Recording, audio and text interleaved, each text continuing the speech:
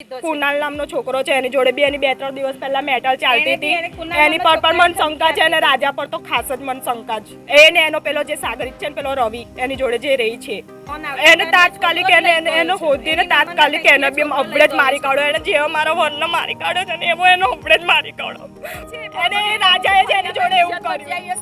તમે એને તાત્કાલિક અવડે નવડે જ એને મોતની સજા આલો બસ. મારી પર રાત્રે કોલ આવ્યો હતો. કોલ એવો આવ્યો હતો કે ભાઈ તમારા ભાઈનું છેલ્લા મોડું જોવું હોય તો તમે આવી જાઓ. અને આ બનાવ જ્યાં બન્યો છે નારાયણધામ સોસાયટી આજવા રોડ ત્યાં બનાવ બનેલો છે અને એને તીક્ષ્ણ હથિયાર મારવામાં આવેલું છે. પોલીસ તંત્ર પર મને 100% વિશ્વાસ છે કે આરોપીઓને પકડી લાવશે અને એમાં કડકમાં કડક સજા થાય એવી આપણી માંગ છે.